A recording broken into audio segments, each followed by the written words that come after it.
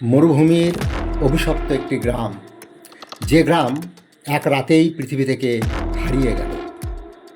ভাবুন, একটি সম্পূর্ণ গ্রাম, 400টিরও বেশি বাড়ি, হাজারের বেশি মানুষ, মন্দির, কূপ, রাস্তা, সব কিছু ঠিকঠাক।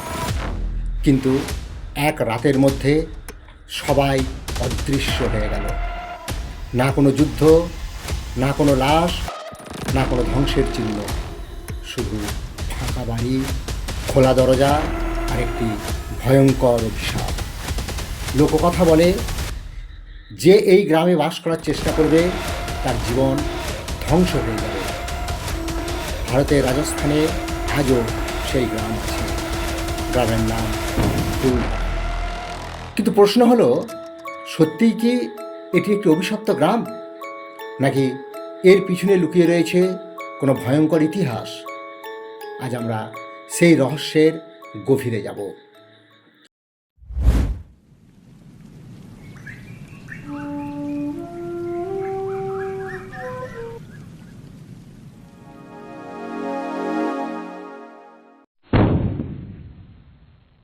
রাজস্থানের থর মরুভূমি, অসীম বালুর সমুদ্র।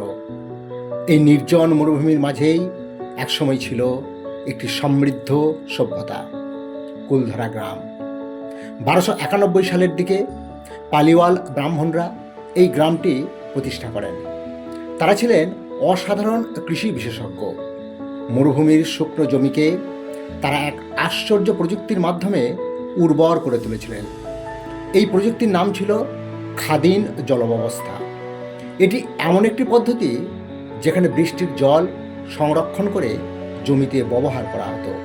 ফলে মরুভূমির মাঝেও জন্মাতো গম, যব, বাজরা। কিছুদিনের মধ্যেই কুলধারা হয়ে ওঠে এক সমৃদ্ধ গ্রাম। গ্রামে ছিল 400টিরও বেশি হাভেলি, প্রশস্ত রাস্তা, মন্দির, গভীর কূপ। এমনকি জয়সালমের রাজাও এই গ্রামকে করমুক্ত করেছিলেন। কুলধারা তখন শুধু একটি গ্রাম ছিল না, এটি ছিল মরুভূমির মধ্যে একটি ছোট শহর। কিন্তু এই সমৃদ্ধি একদিন তাদের জন্য অভিশাপ হয়ে দাঁড়ায়। অষ্টাদশ শতাব্দীর শেষ দিকে জয়সালমের রাজ্যে ক্ষমতায় ছিলেন এক ব্যক্তি, তার নাম শালিম সিংহ। তিনি ছিলেন জয়সালমের রাজ্যের দিওয়ান, অর্থাৎ প্রধানমন্ত্রী। কিন্তু ক্ষমতার সাথে সাথে তার মধ্যে জন্মেছিল ভয়ঙ্কর অহংকার। লোকে তাকে বলতো অত্যাচারী।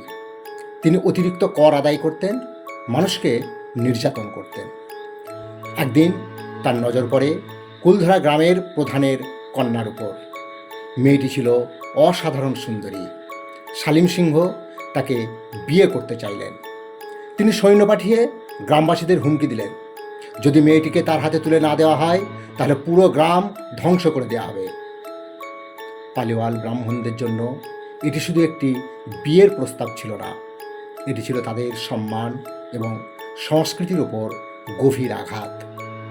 তখন গ্রামবাসীরা গোপনে একটি সভা ডাকলেন, আর সেই সভায় নেওয়া হলো ইতিহাসের সবচেয়ে রহস্যময় সিদ্ধান্ত।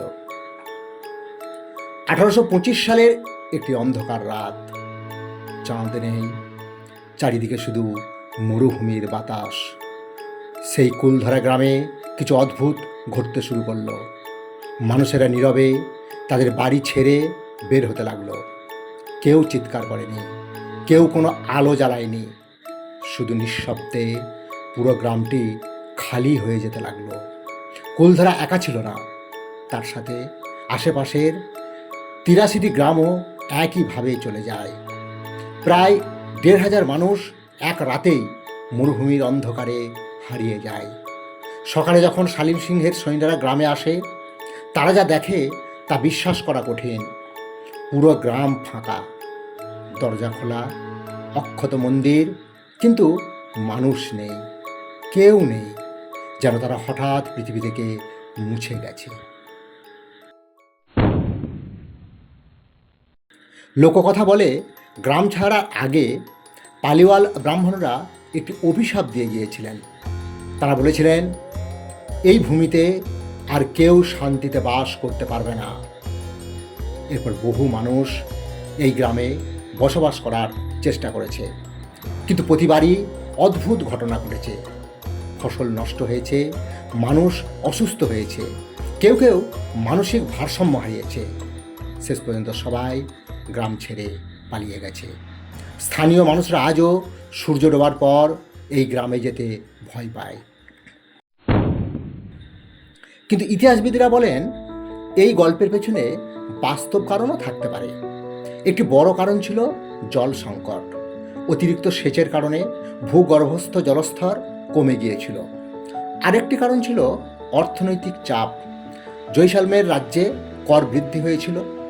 কিছু গবেষক বলেন সম্ভবত খরা এবং অর্থনৈতিক সংকটের কারণে গ্রামবাসীরা একসাথে অন্যত্র চলে যায়। কিন্তু একটি প্রশ্ন এখনও উত্তরহীন। 84টি গ্রাম একই রাতে কিভাবে নিখুঁতভাবে অদৃশ্য হয়ে গেল? আজ কুলধরা একটি পর্যটন কেন্দ্র। প্রতি বছর হাজার হাজার মানুষ এই গ্রাম দেখতে আসে। সূর্যাস্তের সময় এই গ্রাম আরও ভয়ঙ্কর দেখায়। ভাঙা বাড়ি, ফাঁকা রাস্তা, নীরবতা। অনেক পর্যটক দাবি করেন রাতে তারা অদ্ভুত শব্দ শুনেছেন। কেউ কেউ বলেন তারা ছায়া মূর্তি দেখেছেন। যদিও এর বৈজ্ঞানিক প্রমাণ নেই, তবুও রহস্য এখনও বেঁচে আছে। কুলধরা কি সত্যিই অভিশপ্ত, নাকি এটি শুধু ইতিহাসের একটি ভুলে যাওয়া অধ্যায়?